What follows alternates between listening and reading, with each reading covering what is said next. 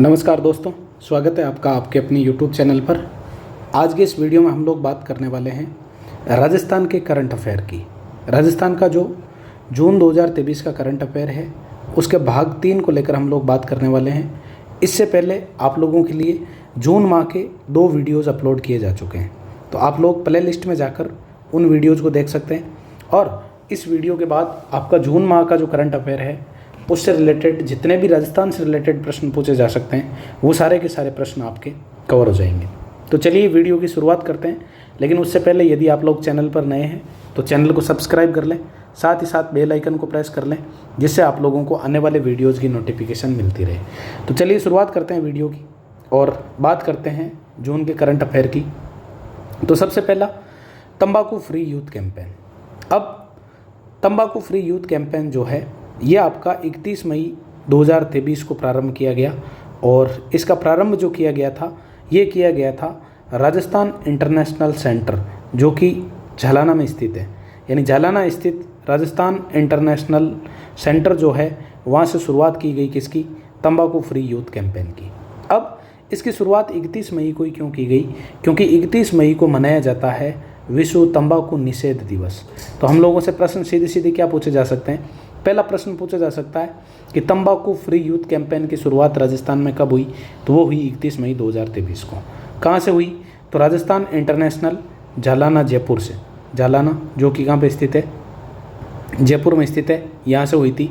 और तीसरा प्रश्न पूछा जा सकता है विश्व तंबाकू निषेध दिवस कब मनाया जाता है, तो हम लोग आंसर दे रहे होंगे 31 मई 2023 को।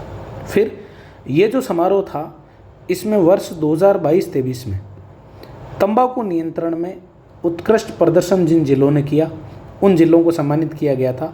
और इस प्रकार का प्रदर्शन करने वाले टोटल हमारे 8 जिले थे। 8 जिलों की यदि हम बात करें तो उत्तरी राजस्थान से आपके कौन कौन से थे, हनुमानगढ़, सीकर और चूरू। ये तो आपके हो गए उत्तरी राजस्थान से, हनुमानगढ़, सीकर और चूरू। फिर मध्यवर्ती राजस्थान से था अजमेर। टोटल हो गए आपके 4 जिले। फिर बात करते हैं पूर्वी राजस्थान की, तो पूर्वी राजस्थान से आपका अलवर जिला और दक्षिणी राजस्थान से डूंगरपुर जिला। अब बच गया आपका हड़ौती वाला पोर्शन, तो हड़ौती से किस किस को, झालावाड़ और 12 जिले को सम्मानित किया गया। इस प्रकार से राजस्थान के ये 8 जिले जो थे इनको 2022-23 में तंबाकू नियंत्रण के क्षेत्र में उत्कृष्ट प्रदर्शन के कारण सम्मानित किया गया था। आगे बात करते हैं, एक रिपोर्ट है और उस रिपोर्ट का नाम है status report on drinking water quality in urban towns. यानी हमारे जो शहरी कस्बे हैं, शहरी कस्बों में पीने योग्य जो पानी है उसको लेकर एक क्वालिटी रिपोर्ट आई है 2022-23 की। अब पहला प्रश्न हम लोगों से पूछा जा सकता है कि ये जो रिपोर्ट है इसको तैयार करने में हमारा जो PhD डिपार्टमेंट है इसकी हेल्प किसने की थी, तो इसकी टेक्निकल जो हेल्प की थी वो यूनिसेफ ने की थी। तो पहला प्रश्न हमारा यही बन सकता है कि इस रिपोर्ट को तैयार करने में हमारा जो जलदाय विभाग है उसकी हेल्प किसने की, यूनिसेफ के द्वारा। दूसरा प्रश्न, इस रिपोर्ट में ये बताया गया कि 2025-26 में हमारा जो प्रदेश है इसमें 1 करोड़ 7 लाख घरों में नल के माध्यम से जल उपलब्ध हो जाएगा। तो दूसरा फैक्चुअल क्वेश्चन अगर कोई बनाना चाहे तो ये बना सकता है कि state report on drinking water quality in urban towns 2022-23 के अनुसार वर्ष 2025-26 तक प्रदेश के कितने घरों को नल के माध्यम से पेयजल उपलब्ध होने लगेगा, तब हमारा आंसर होगा 1 करोड़ 7 लाख घरों। अब इस रिपोर्ट को तैयार करने के लिए कुल कितने शहरी क्षेत्रों का सर्वे किया गया, तो हमारा आंसर होगा 235 शहरी क्षेत्रों का। यानी 235 शहरी क्षेत्रों में हमने सर्वे करवाया। इनमें से 89 जो कस्बे थे उन कस्बों में पेयजल की जो आपूर्ति थी वो आपकी सतही जल स्रोतों से हो रही थी।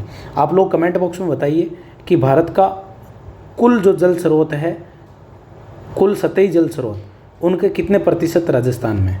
फिर 70 कस्बे ऐसे थे जिन कस्बों में सतही और भूजल दोनों से आपकी पेयजल आपूर्ति हो रही है, और 76 कस्बों में पेयजल आपूर्ति जो हो रही है वो केवल और केवल किससे हो रही है, भूजल पर हो रही है। अब राज्य के अंदर 33 जल से रिलेटेड प्रयोगशालाएं हैं, और ये जो प्रयोगशालाएं हैं ये आपकी NABL मान्यता प्राप्त है। फिर जल जीवन मिशन जो कि केंद्र सरकार के द्वारा प्रायोजित एक मिशन है, आप लोग कमेंट बॉक्स में बताइए कि जल जीवन मिशन कौन से मंत्रालय के द्वारा चलाया जा रहा है और इसमें राज्य और केंद्र की हिस्सेदारी कितनी कितनी है। तो इस रिपोर्ट में ये बताया गया कि यदि जल जीवन मिशन जो है इसमें जो परियोजनाएं चल रही है अगर वो पूरी हो जाती है तो 2025 तक राजस्थान में 90% पेयजल यानी 90% पेयजल आपूर्ति जो है वो आपकी सतही जल स्रोतों से होने लगेगी।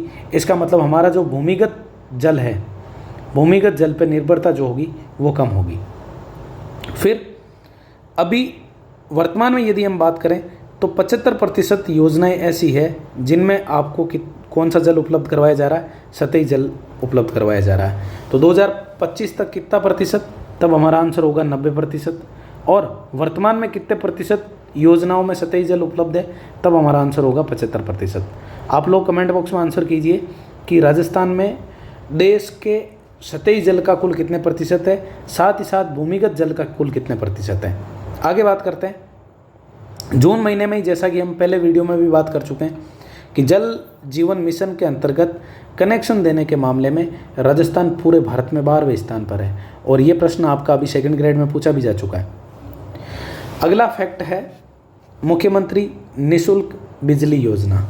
अब इस योजना की यदि हम बात करें तो इस योजना में आपको कुछ फैक्ट याद रखने हैं। वो फैक्ट ये है कि पहले ये जो योजना थी इसके अंतर्गत प्रति माह 50 यूनिट बिजली फ्री दी जा रही थी। 50 यूनिट बिजली जो थी वो फ्री दी जा रही थी। अब ये जो 50 यूनिट फ्री बिजली थी इसको बढ़ा करके 100 यूनिट कर दिया गया। कितने यूनिट कर दिया गया? 100 यूनिट। तो हमारा प्रश्न जो बन सकता है वो यही बन सकता है कि मुख्यमंत्री निःशुल्क बिजली योजना के अंतर्गत घरेलू बिजली पर जो अनुदान दिया जा रहा था उस अनुदान को बढ़ाकर कितना कर दिया गया, तो हमारा आंसर होगा कितना? 100 यूनिट। फिर आगे बात करते हैं, ये आप देख सकते हैं 100 यूनिट प्रति माह फ्री बिजली दी जाएगी। फिर आगे बात करते हैं कृषि उपभोक्ताओं को कितनी दी जा रही है, तो वो दी जा रही है आपकी कितने यूनिट? 2000 यूनिट। आगे बात करते हैं, ये आपका एक फैक्चुअल क्वेश्चन बन सकता है यहाँ से कि राजस्थान में 33 नए एयर क्वालिटी मॉनिटरिंग स्टेशन स्थापित किए जा रहे हैं और ये घोषणा हुई थी 5 जून 2023 को और हमारे वन और पर्यावरण मंत्री हेमाराम चौधरी के द्वारा ये घोषणा की गई थी कि राजस्थान में 33 नए एयर क्वालिटी मॉनिटरिंग स्टेशन स्थापित किए जाएंगे। आगे बात करते हैं एक महत्वपूर्ण पोर्टल पर और इस पोर्टल का नाम है ERTI पोर्टल। इसका मतलब ऑनलाइन RTI दाखिल करने के लिए एक पोर्टल लॉन्च किया गया है और ये जो पोर्टल लॉन्च किया गया है ये पोर्टल, सबसे पहला प्रश्न हम लोगों से पूछा जा सकता है कि ये किसके लिए, तो हमारा आंसर होगा एक तो हाईकोर्ट से रिलेटेड और दूसरा जितने भी आपके अधीनस्थ जिला न्यायालय हैं, अधीनस्थ न्यायालय, उनके लिए कौन सा पोर्टल लॉन्च किया गया, तब हमारा आंसर होगा ERTI पोर्टल। अब RTI जो सूचना का अधिकार अधिनियम है 2005 का, इस अधिनियम की अनुपालना में हाईकोर्ट और अधीनस्थ न्यायालयों को RTI के दायरे में लाने के लिए ये जो आपका पोर्टल है ये लॉन्च किया गया। ये पोर्टल कब लॉन्च किया गया, तब हम लोगों का आंसर होगा 5 जून 2023 को। और इस पोर्टल को लॉन्च किसने किया, तब हम लोगों का आंसर होगा राजस्थान उच्च न्यायालय के मुख्य न्यायाधीश, जो कि क्रमानुसार 41वें मुख्य न्यायाधीश है, जिनका नाम है ऑगस्टीन जॉर्ज मसी। इनके द्वारा ये जो पोर्टल है इसको लॉन्च किया गया। फिर इस पोर्टल की ज़रूरत क्यों पड़ी, तो इस पोर्टल की ज़रूरत इसलिए पड़ी कि एक पिटीशन थी प्रवासी लीगल सेल वर्सेज भारत संघ। इस मामले में सुप्रीम कोर्ट ने ये निर्णय दिया था कि जितने भी उच्च न्यायालय हैं और जितने भी अधीनस्थ न्यायालय हैं उनके लिए सूचना का अधिकार जो है इसके तहत पोर्टल जो है वो प्रत्येक हाईकोर्ट और आपके अधीनस्थ कोर्ट का होना चाहिए। इसी को क्रियान्वित करने के लिए राजस्थान के मुख्य न्यायाधीश ऑगस्टीन जॉर्ज मसी के द्वारा राजस्थान के लिए ERTI पोर्टल जो है वो लॉन्च किया गया। अब ये पोर्टल लॉन्च हो गया, इस पोर्टल के लॉन्च होने से फ़ायदा क्या होगा, तो ये पोर्टल लॉन्च हुआ है तो इस पोर्टल के माध्यम से पहला तो हम RTI आवेदन दाखिल कर सकते हैं, यानी RTI आवेदन जो है उसको दाखिल करने की प्रक्रिया जो है वो क्या हो जाएगी, सुव्यवस्थित हो जाएगी। साथ ही साथ सूचना प्रसार की गति और सटीकता, यानी सूचना जो है, सूचना को प्रसार करने की गति जो होगी, स्पीड बढ़ेगी, क्योंकि ऑफलाइन और ऑनलाइन सूचना प्राप्ति में जो समय लगता है उसमें ऑनलाइन सूचनाएं आपको त्वरित गति से मिल सकती है, साथ ही साथ सूचनाएं जो मिलेगी वो हमें सटीक मिलेगी। आगे बात करते हैं राजस्थान के 3 जिले कौन कौन से, झालावाड़, बूंदी और बांसवाड़ा। इनमें सिंचाई परियोजनाओं के लिए वित्तीय स्वीकृति प्रदान की गई है जून माह में। तो ये जो वित्तीय स्वीकृति दी गई है, ये टोटल वित्तीय स्वीकृति दी गई है 156.13 करोड़ रुपए की, और ये स्वीकृति दी गई थी 8 जून 2023 को। तो ये आपसे नहीं पूछेगा कि कब दी गई, लेकिन ये पूछा जा सकता है कि कितने करोड़ रुपए की स्वीकृति दी गई। तो हम लोगों को याद रखना है 156.13 करोड़ रुपए की। अब यदि हम बात करें कि ये स्वीकृति किन किन योजनाओं के लिए दी गई, तो सबसे पहले बात करते हैं हम झालावाड़ जिले की। तो झालावाड़ जिले में एक सिंचाई परियोजना चल रही है, राजगढ़ मध्यम सिंचाई परियोजना। यानी झालावाड़ जिले की कौन सी परियोजना, राजगढ़ मध्यम सिंचाई परियोजना। साथ ही साथ गुगवा लघु सिंचाई परियोजना, ये भी झालावाड़ की है, और घाघरीन सिंचाई परियोजना।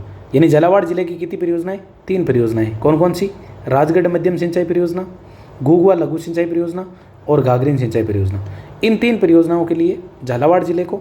फिर बूंदी जिले की यदि हम बात करें तो बूंदी जिले में एक सिंचाई परियोजना चल रही है जिसका नाम है उतराना माइक्रो लिफ्ट सिंचाई परियोजना।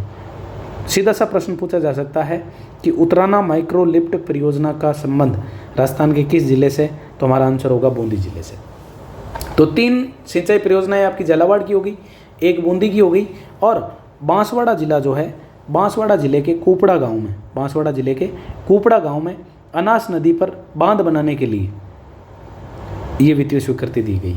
तो आप लोगों को सिंचाई परियोजनाओं के नाम याद रखने कि राजगढ़, गुगवा और घाघरीन। राजगढ़, गुगवा और घाघरीन, इनका संबंध कौन से जिले से, झालावाड़ जिले से। फिर उतराना माइक्रो लिफ्ट सिंचाई परियोजना का संबंध बूंदी जिले से। तो यहाँ से स्टैटिक जीके का आप लोगों से प्रश्न पूछा जा सकता है। आगे बात करते हैं 66वें नेशनल स्कूल गेम्स।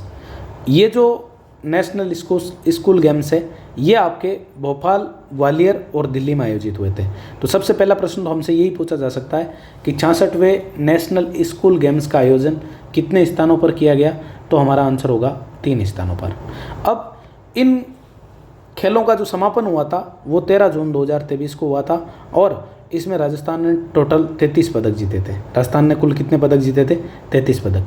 तो एक प्रश्न हम लोगों से यहाँ से पूछा जा सकता है कि 66वें नेशनल स्कूल गेम्स में राजस्थान ने कुल कितने पदक जीते, तो राजस्थान ने कुल 33 पदक जीते थे।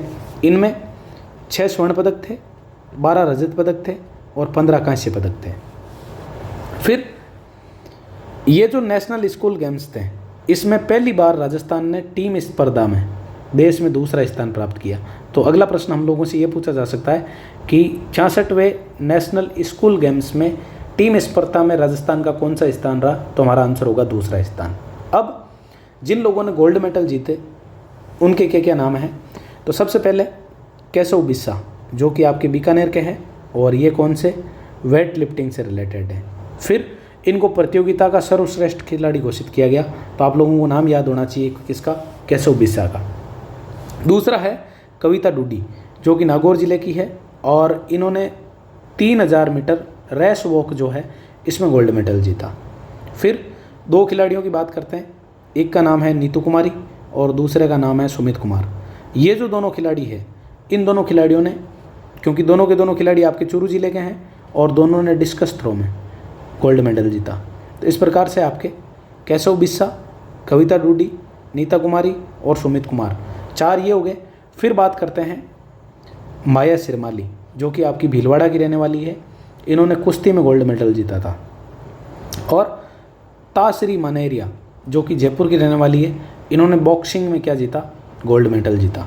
अब इन 12 मेडल के अलावा आपकी जो 66वीं राष्ट्रीय खेलकूद प्रतियोगिता है, इसमें शतरंज में राजस्थान के परिणय चौरड़िया, जो कि उदयपुर के रहने वाले हैं, और युक्ति हर्ष, जो कि कहाँ, बीकानेर की रहने वाली है, इन दोनों ने भी क्या जीता, गोल्ड मेडल जीता। ये जो गोल्ड मेडल है, ये आपके उन 6 गोल्ड मेडल में शामिल नहीं है। उन 6 गोल्ड मेडल के अलावा शतरंज जो प्रतियोगिता है, जिसमें परिणय चौरड़िया उदयपुर और युक्ति हर्ष बीकानेर ने गोल्ड मेडल जीते हैं।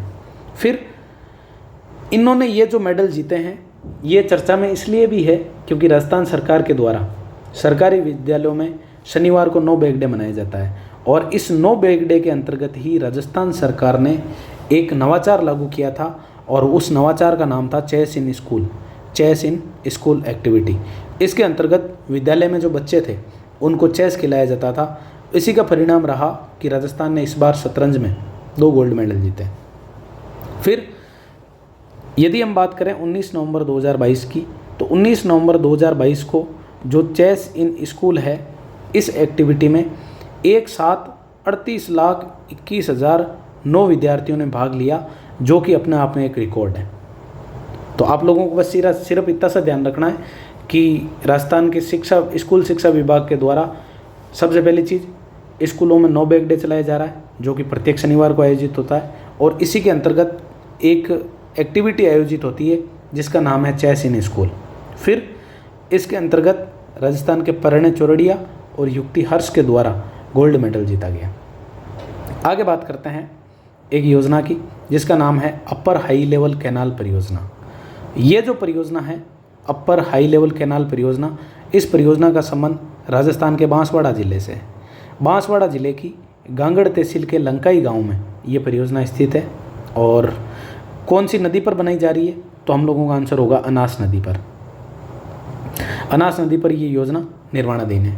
तो यहाँ से हमें प्रश्न यही पूछा जा सकता है कि अपर हाई लेवल कैनाल परियोजना जो है उसका संबंध राजस्थान के कौन से जिले से, तो हमारा आंसर होगा बांसवाड़ा जिले से।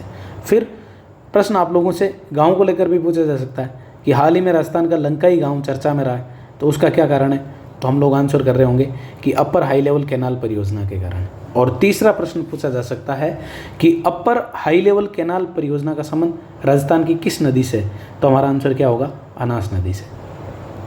आगे बात करते हैं अगले प्रश्न की। ये इससे रिलेटेड सारी जानकारी थी कि इसमें बांध से 105 किलोमीटर लंबी मुख्य नहर का निर्माण किया जाएगा। फिर यहाँ से सिंचाई जो होगी वो फव्वारा पद्धति से होगी। आप लोग कमेंट बॉक्स में बताइए कि राजस्थान की ऐसी कौन सी सिंचाई परियोजना है जो पूर्णतः फव्वारा सिंचाई पर आधारित है।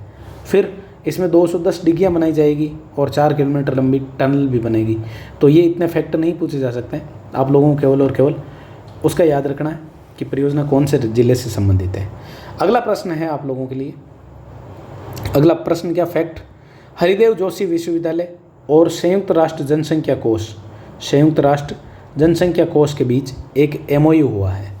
ये जो MOU हुआ है ये किस चीज़ को लेकर हुआ है, ये MOU हुआ है मीडिया के विभिन्न क्षेत्रों की पढ़ाई कर रहे विद्यार्थियों में स्वास्थ्य, जेंडर और सामाजिक सरोकारों से जुड़े मुद्दों की समझ बढ़ाने के लिए।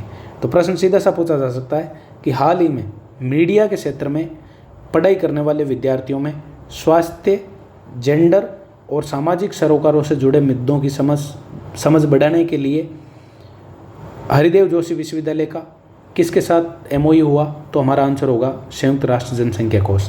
वैसे अभी शायद सेकंड ग्रेड में ये प्रश्न भी था कि हाल ही में किस विश्वविद्यालय ने संयुक्त राष्ट्र जनसंख्या कोष के साथ एक MOU किया, तो उसका आंसर था आपका हरिदेव जोशी विश्वविद्यालय।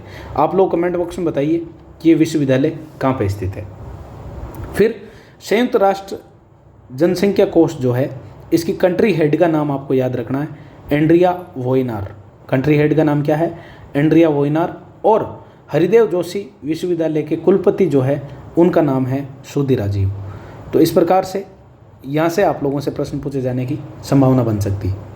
आगे बात करते हैं जिला स्तरीय रोड सेफ्टी टास्क फोर्स, यानी दुर्घटनाएं जो हो रही है उन दुर्घटनाओं में कमी लाने के लिए जिला स्तर पर एक रोड सेफ्टी टास्क फोर्स का गठन किया जाएगा। अब पहला प्रश्न हम लोगों से पूछा जा सकता है कि जिला स्तरीय रोड सेफ्टी टास्क फोर्स जो है इसका प्रशासनिक विभाग कौन सा है। तो सीधी सी बात है, रोड से रिलेटेड है तो इसका प्रशासनिक विभाग जो होगा उसका नाम होगा परिवहन एवं सड़क सुरक्षा विभाग, राजस्थान सरकार।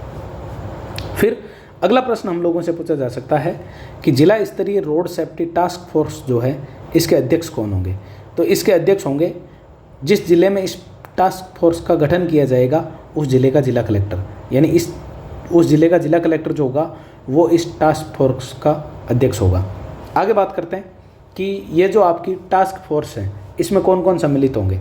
तो इसमें एक तो आपका जिला पुलिस अधीक्षक SP होगा, फिर जिला परिषद के मुख्य कार्यकारी मतलब CO होंगे, मुख्य चिकित्सा और स्वास्थ्य अधिकारी, जिला मुख्यालय के नगरीय निकाय के आयुक्त, ये लोग इसमें और अन्य सदस्य होंगे। साथ ही साथ जिला कलेक्टर टास्क फोर्स की बैठक में किसी भी संबंधित विभाग के प्रतिनिधि को आमंत्रित कर सकता है। तो ये पावर कि किसी भी विभाग के प्रतिनिधि को आमंत्रित करने की पावर किसके पास होगी? जो इसकी अध्यक्षता करेगा, और अध्यक्षता कौन करेगा? जिला कलेक्टर। अब ये टास्क फोर्स कार्य क्या करेगी? तो इस टास्क फोर्स जो है इसका कार्य होगा, प्रत्येक 3 माह में इसकी कम से कम एक बैठक आयोजित होगी और इसके द्वारा वर्ष 2030 तक जो आपकी रोड दुर्घटनाओं में होने वाली मृत्यु है उसमें 50% तक की कमी लाना है। तो अगला प्रश्न हम लोगों से पूछा जा सकता है कि हाल ही में राजस्थान सरकार ने जिला टास्क फोर्स का गठन करने का निर्णय लिया है। इसमें सड़क दुर्घटना में होने वाली मृत्यु में 50% कमी लाने का लक्ष्य किस वर्ष तक का रखा गया है? तो हम लोगों का आंसर क्या होगा? वर्ष 2030 तक का। आगे बात करते हैं, एक योजना है और उस योजना का नाम है मुख्यमंत्री चिरंजीवी श्रमिक संबल योजना 2023। ये जो योजना है, इस योजना की हालांकि घोषणा तो आपकी इस वर्ष का जो बजट था 2023-24 का उसमें हो चुकी थी, लेकिन 14 जून 2023 को हमारे माननीय मुख्यमंत्री श्री अशोक गहलोत के द्वारा इसको स्वीकृति प्रदान की गई। अब ये जो योजना है ये असंगठित क्षेत्र में निर्माण श्रमिक कल्याण कोष के तहत पंजीकृत सक्रिय श्रमिकों और चिन्हित स्ट्रीट वेंडर्स को अस्पताल में भर्ती होने के दौरान राहत पहुंचाने हेतु लाई गई है। अब ये जो योजना होगी, इस योजना में पंजीकृत श्रमिक और चिन्हित जो स्ट्रीट वेंडर्स हैं उनके परिवार के 25 वर्ष से लगा के 60 वर्ष के सदस्य, 25 वर्ष से लगा के 60 वर्ष तक के जो सदस्य हैं उनको यदि आप अस्पताल में भर्ती करवाते हैं तो अधिकतम 7 दिन की आर्थिक सहायता प्रदान की जा सकती है। तो हमारे लिए अब अगला प्रश्न जो बन सकता है वो ये बन सकता है कि मुख्यमंत्री चिरंजीवी श्रमिक संबल योजना में आयु का प्रावधान क्या है? तो हम लोगों का आंसर होगा 25 वर्ष से लगा के 60 वर्ष तक। दूसरा, अधिकतम कितने दिनों की आर्थिक सहायता प्रदान की जाती है? तो वो की जाती है आपकी कितने दिनों की? 7 दिनों की। अब ये जो योजना है, इस योजना के अंतर्गत भर्ती के समय दैनिक मजदूरी समाप्त होने की स्थिति में श्रमिक के खाते में ऑटो डेबिट से भर्ती की अवधि या 7 दिन, यानी या तो भर्ती की अवधि या 7 दिन, इन दोनों में से जो भी समय कम होगा उसके लिए प्रतिदिन 200 रुपये की सहायता पहुंचाई जाएगी। तो अगला प्रश्न हम लोगों से पूछा जा सकता है कि चिरंजीवी श्रमिक संबल योजना जो है इसके अंतर्गत प्रतिदिन कितने रुपए की सहायता दी जा रही है? तो हमारा आंसर होगा 200 रुपये की सहायता।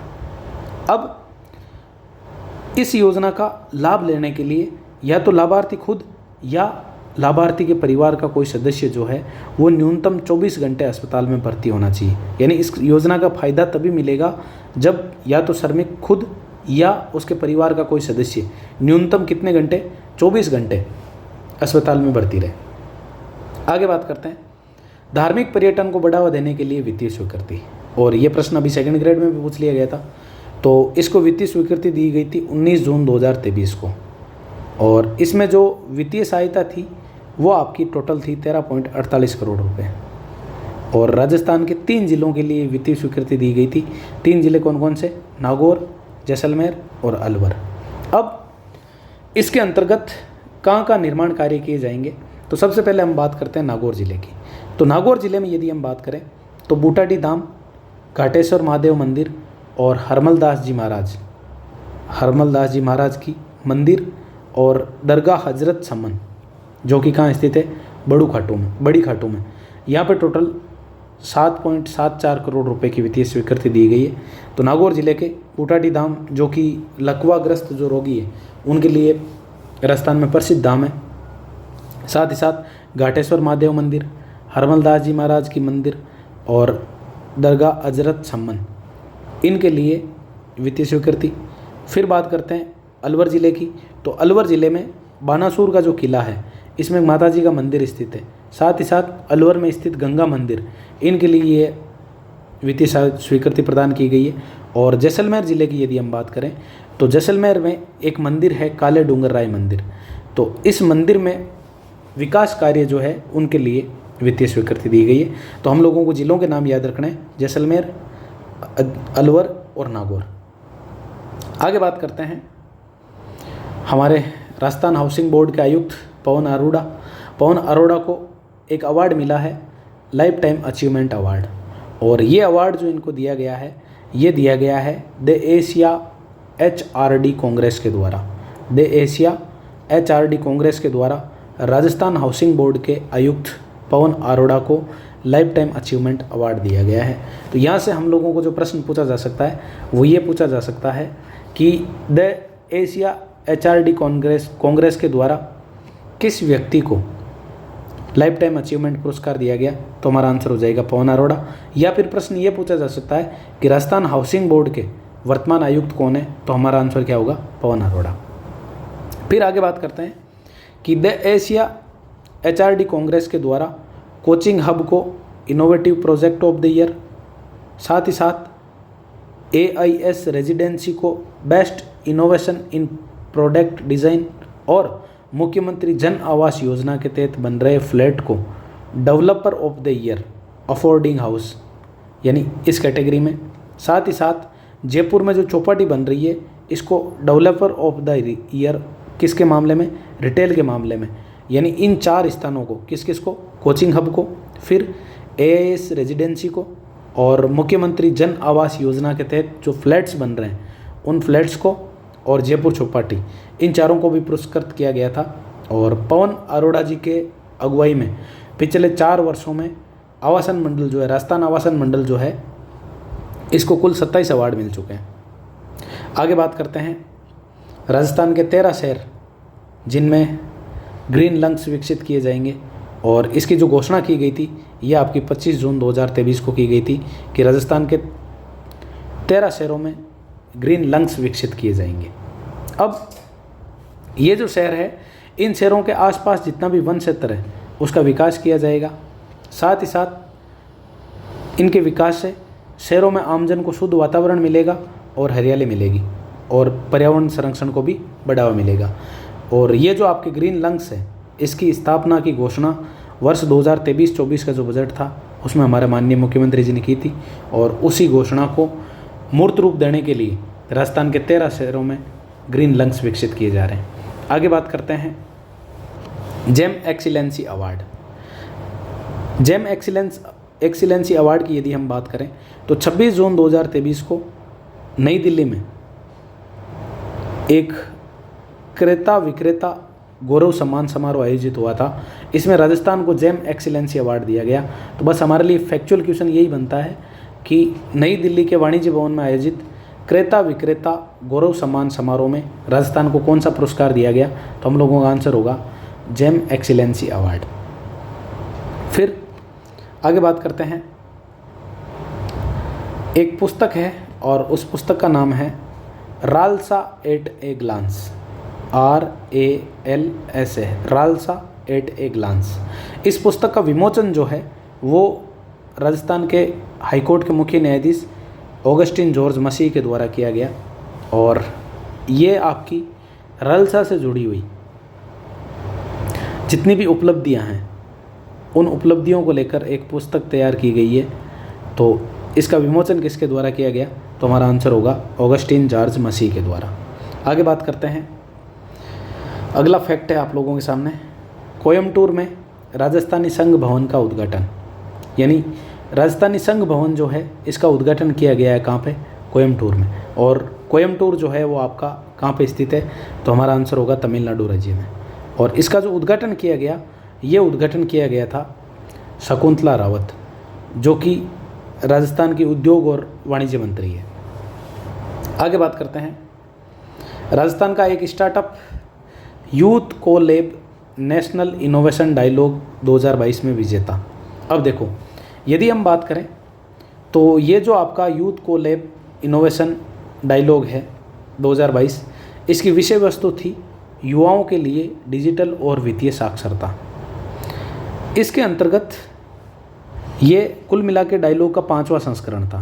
कौन सा संस्करण था, 5वां संस्करण था।